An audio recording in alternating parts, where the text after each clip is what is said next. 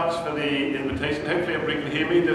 I'm normally so loud that I don't need augmentation, but hopefully it's all good. And thank you very much for supporting this series. So what I'm going to be doing, not talking really much about the morality today. I'm going to be focusing on neural systems that I think put people at increased risk for antisocial behavior, and looking at providing a few early strands of data from this first year, focusing around how maltreatment and substance abuse disrupt the development of some of these systems. So that's what the flavour is going to be. I will just get through that. So,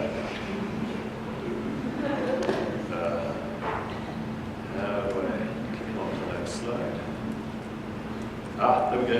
Good. Well, maybe just turn off the wireless.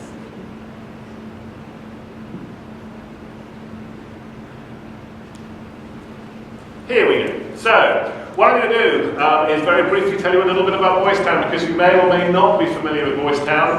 It's a good chance you're not at all familiar with Boys Town, so I will tell you a little bit about Boys Town, particularly since many of you will be thinking, this guy was at NIMH and then he moved to Omaha. What went wrong with his life?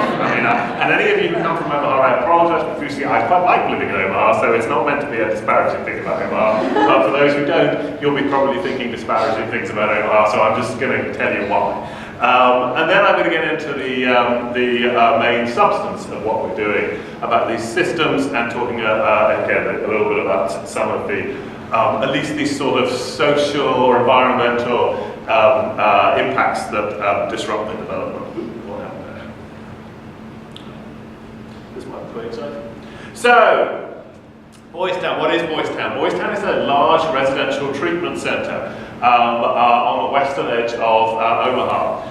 It houses about 400 kids in the residential treatment centre, who stay for around a year and a half there, and then move back or move on to other locations. It's about 400 kids a year. We work with about 200 of those kids so far each year, because the other 200 are wards of state, and we can't actually work with wards of state, so we're working with parents who agree to let their kids take part. It's, although it's called Boys Town, it's 40% girls there, so they flirted for a short while of calling it Boys and Girls Town. But apparently the Boys and Girls Club didn't like this very much, so they went back to Boys Town. And if you actually see the logo, oops, this, oh dear, oops.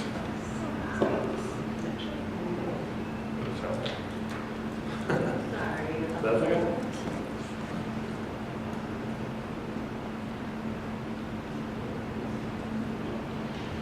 Well, you would see the logo if I wish I hadn't gone backwards.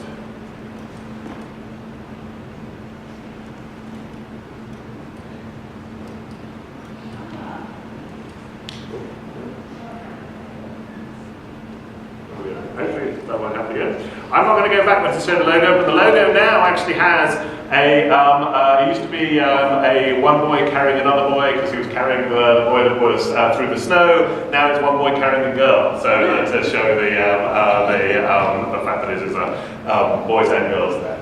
There's also a large number of Boys Town centres around the US, so it means that any results that we have that are useful, we can effectively port them across the country, which is really one of the major reasons why I wanted to come here. The idea is that we've moved. I mean, NIH, it was a fantastically well-resourced institution, as you can imagine. The big problem is actually recruiting participants at NIH. I was averaging around 15 to 20 new participants a year, which is great from basic science studies. You can still do quite a lot with 50 to 20 people a year, particularly if you're doing multiple studies, and particularly if you're focusing on patient groups as well. But 15 to 20 patients a year is never going to give you anything that's going to be clinically useful.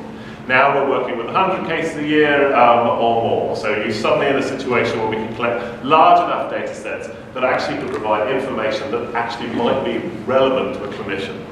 So that's a principal reason for doing it. Basically, Boys Town itself, the hospital, and the donor community around in Omaha set aside a fair amount of money to set up this new Centre for Neurobehavioral Research, which I took over a year ago, to really translate what we were doing at NIH into, or at least to see whether we could translate what we were doing into NIMH into something that actually might be practically useful to clinicians working in identity. No, it comes back. Sometimes it comes back, sometimes it goes away. So, now this is the sample of participants we collected in March this year. So that was starting off probably September of 2000, September of 2016 to March. It just gives you an idea of the flavour of the participant group. So around about 50%, 40% of the youth there have ADHD, high levels of ODD, CD, also reasonable levels of MDD, GAD, generalized anxiety disorder, social anxiety disorder, and PTSD. So there's a fair degree of clinical heterogeneity in the population. There's no bipolar disorder, there's no autism, there's no schizophrenia. We don't do anything to do with those disorders at all. It's these internalizing and externalizing conditions, because those are the conditions that the majority of the kids in Boys Town face. And of course all of those numbers have at least doubled, if not gone up more than that since March. So here's where we are as regards psychiatric diagnosis. We're in this horrific situation that you go to a clinician and you talk to the clinician, and the child may talk to the clinician about what they're doing, what behaviours they're showing, how they're feeling. It's purely verbal based. The clinician talks to you as the parent, the clinician talks to the child. There are no objective measures about anything that's wrong with the individual. I mean, I think that one of the things you came to say earlier on this year, I went with my 3-year-old who had a horrible cough. And, they did indeed, the clinician did ask me about the horrible cough. Not that my 3-year-old was saying anything terribly useful, but still they sort of tried to get something terribly useful out of her about how she was feeling. But then you got measures to see what the oxygen level. You got people actually seeing what the what the sound of the lungs are. You got an X-ray to see whether there was evidence of problems in the lungs, and indeed she had pneumonia. So it was a significant problem. We could see the pneumonia was there. We could see that the pneumonia was treated by antibiotics, and we could see that the treatment response was successful. We cannot do that in psychiatry. Or it's the one sort of terrible, awkward medical field where we just do not have those sorts of measures. We don't know what really an individual has at the brain level. We don't know whether the intervention has worked, because we can't see biological level details on whether there's been amelioration of the problems. Yes, the person may say they feel better, and that sometimes is not such a bad measure. But when you're suddenly dealing with conduct disorder, where there's a good incentive that the person will say, yeah, I feel better now, I do not have conduct disorder, you let me go now, please. That's not where we really want to be. Substance abuse. Massive problems with substance abuse as well. I mean, we measure substance abuse on whether the interventions worked, whether the person is not taking drugs right now. That's not too bad, but the fact is we really want to know whether they're not going to be taking drugs again in 6 months later. We want to know whether the risk factors have gone away. And so this for me is, how do we know what a person has? How do we know what the intervention has been whether the intervention has been successful? Those are the sort of things that at least where I really like to see whether we can make a difference. Then we have this real problem in all of these sort of problem spaces, of the fact that all of these things are so massively comorbid. I mean, trauma is linked to problems in acute threat, or these neural level problems, increased the risk for aggression, conduct problems, substance abuse. Substance abuse is related to all these things. Depression I could have stuck in as here as well. Anxiety disorders I can have stuck in. It's no accident that all of those comorbid conditions that I showed you in the Boys Town population are there, because all of those comorbid conditions are massively comorbid with one another. I mean, it's these massive problems in psychiatric populations where people come in with multiple diagnoses. And again, it's the question of whether they're coming with multiple diagnoses because there's multiple other systems that have gone down, or whether it's just because indeed we're based around these not very successful ways of assessing an individual.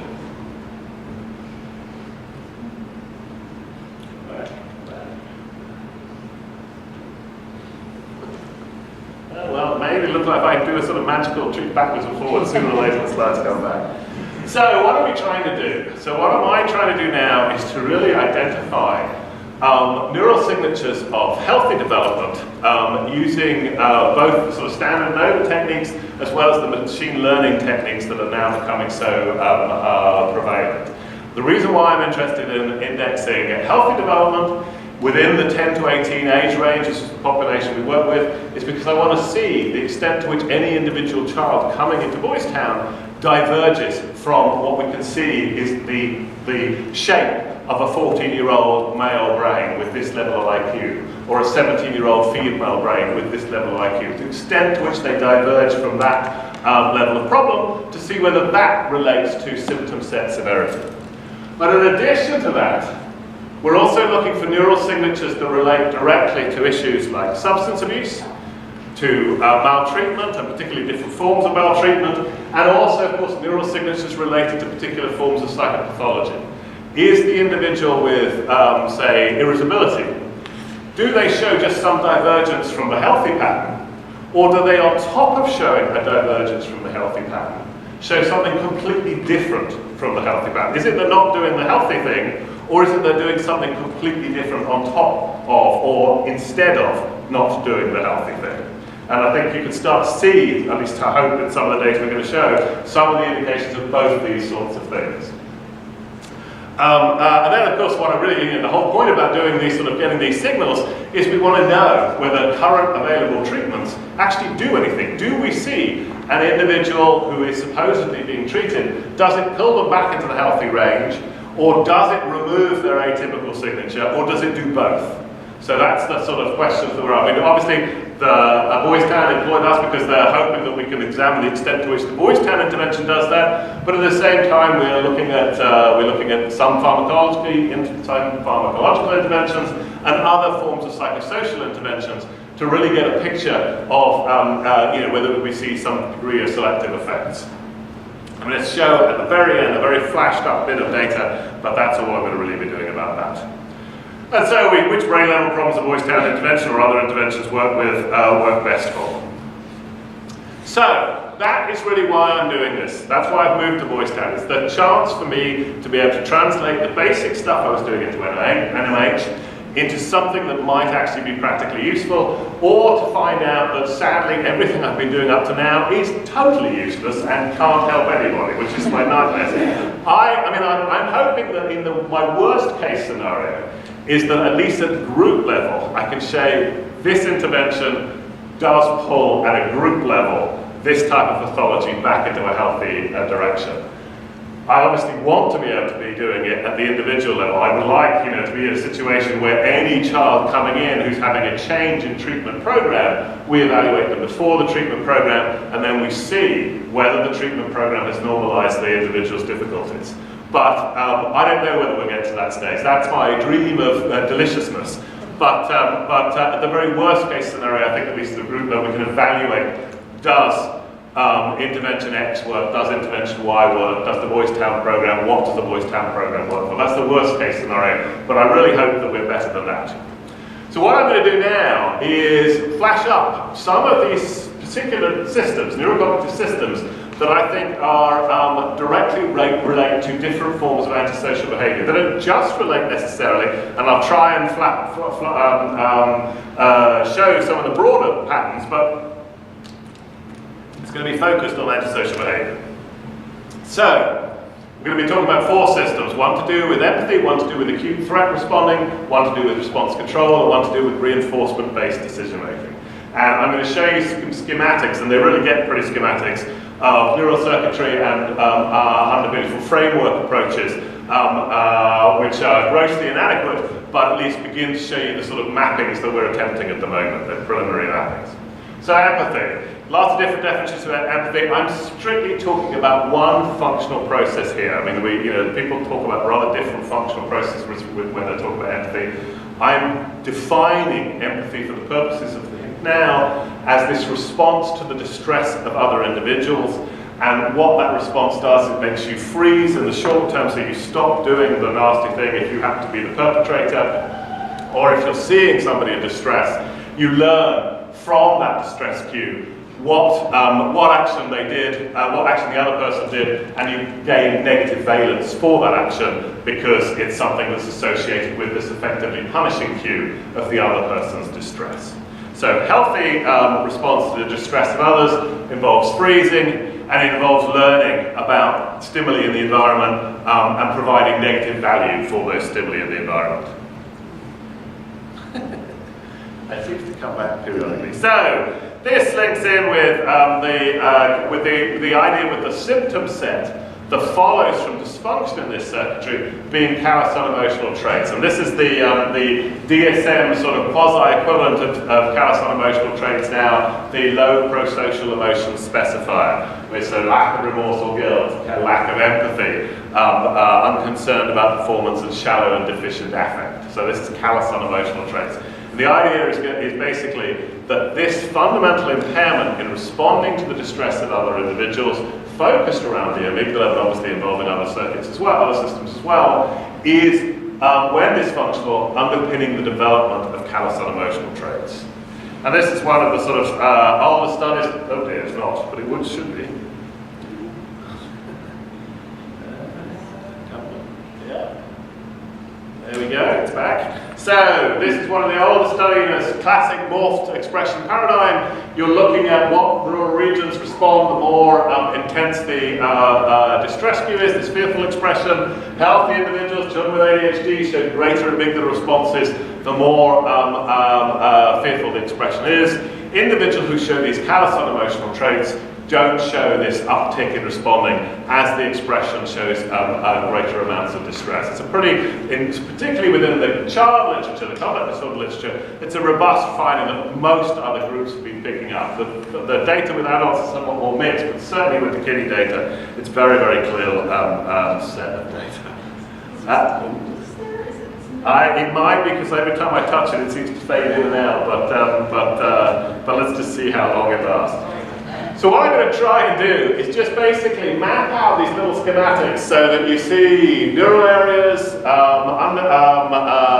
risk factors, the cognitive impairment, and the types of behavioral profile, the types of symptom set that fall out from this functional impairment. So the idea, we have these problems in responding to distress cues underpinned by amygdala, reduced amygdala as they're responding, and we see callous unemotional traits. And we see conduct problems because if you don't care about the distress of other individuals, it's much easier to harm other individuals in order to achieve your goals. Most people find it quite distressing to be nasty to other individuals and will only do it if there's a really major reward going on. If I told you that taking my bottle of water was going to, if I told you that, taking my bottle of water was going to earn you $10 million, all of you should be wanting to take my bottle of water. I mean, you'd be idiots if you did, if you really believed me, which you shouldn't. But if you did, you should want to take my my bottle because you're going to gain $10 million.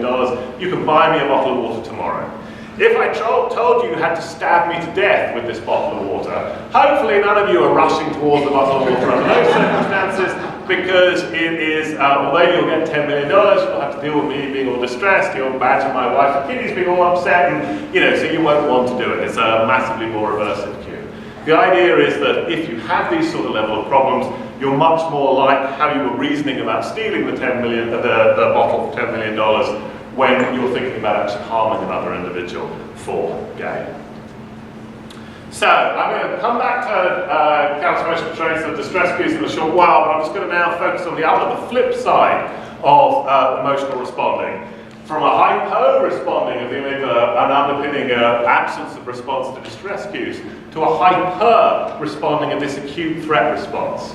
So this is a very basic bit of neural architecture. Amygdala, hypothalamus down to periaqueductal brain. It's our basic threat circuitry. It allows us to freeze when it's a low level of threat, flee when it's a little bit higher level of threat, and fight if the threat's really intense. If we're trapped in the corner, the last thing we do will be attempt maximum activation of the system to fight our way through the tiger if we're being cornered by the tiger. And there's a huge amount of animal literature on this. Now the idea is that we can't get my back. There's magic buttons. I find myself doing all that sort of It's superstitious behaviour, yeah, exactly. I am the pinch in this moment. So this is one of the paradigms we use for looking at emotional responding. You have emotional stimuli coming up. You have a task that you might have to do. So count the number of numbers here. It's an easy trial, congruent trial 5-5. This is more difficult incongruent trials. This paradigm will come up at various points, so I'm just sort of flagging it up now. What you see, if you look at youth with CD and ODD, disruptive behavior disorders, you see that those individuals with low callous unemotional traits, with high callous unemotional traits, show this deficient amygdala response and ventral medial response to emotional stimuli, fitting in with the data I've just shown you before. But within the sample of youth with CD, you see another group of individuals who don't show a deficient amygdala response, but in fact actually show this exaggerated emotional response to emotional stimuli.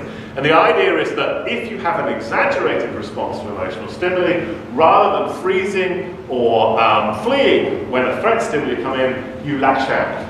And if anybody wants to look at, there's a glorious video called Man Punches Snowman on YouTube. Somebody was doing this prank where they had somebody dressed up as a snowman, and the snowman would orientate towards people if they came too close. And so you suddenly have an inanimate stimuli orienting close, looming over you. That's a classic, well, not so much inanimate, but the looming is a classic threat response.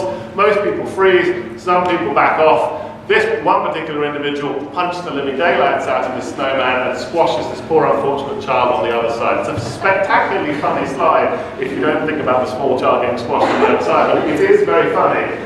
But it's also a brilliant example of reactive aggression because there's clearly no planning involved in this individual. He's lashing out to this threat stimulus. And so the idea is that if this threat system is overly responsive, then you're going to be at risk for reactive aggression, lashing out, temper tantrums. So in other words, we imagine, now this is schematic data here, we imagine what we're seeing within the CD group is two very different populations. One of whom has these callous unemotional traits because they have a reduced amygdala response to the distress of other individuals. They don't show emotional responding very successfully to the distress of other individuals. They just don't care about harming other individuals terribly much. But we have this other group of individuals with conduct disorder who show a heightened threats response. And so when they're threatened, when they're socially provoked, when they're frustrated, they're far more likely to lash out at the individual who's provoked them, or the circumstances, or in this case at the snowman. So those are these two disciplines. Why should we care about this? Well, clearly there's very clear implications for treatment. You do not want to be treating all kids with conduct disorder in the same way. If you're trying to treat conduct disorder by reducing emotional hypersensitivity, that might be really useful for this group, but it's really going to do absolutely nothing for this group. And if you had an intervention that was going to be really effective, and people have sort of talked about some of the stimulant medications, might be effective at bringing the individuals with CD and callous unemotional traits a little bit online, we really don't want, if that therapy actually does work, if that therapy really does increase the amygdala responding to emotional stimuli, which there is some data suggesting it does, we really don't want to do it to that group that's highly hyper-emotional responsive because they're just going to be at much greater risk of having problematic behavior in the future. In fact, if you look through the literature on stimulant and medication use, the literature is all over the place, potentially reflecting the sample sets that have gone into those treatment studies. Now, and we're going to start seeing some of the voice sound data here. Now, the problem is that things get complicated once you start looking at maltreatment. And there's been this literature out there suggesting, there's a few people, Eva Kimonis in particular has been saying for some time, at least a few years, last 5 years or so, that there is a group of individuals out there who've experienced high levels of maltreatment who show callous unemotional traits. And I have to say, when she's been saying this for ages, I've always thought she was just totally wrong. Because the problem with that viewpoint is that if you have maltreatment, a huge amount of literature saying that maltreatment leads to an individual where there's exaggerated emotional responding to threat. I mean, there's just massive amounts of literature out there to make you believe that's the case. But if that is the case, then maltreatment cannot give rise to callous unemotional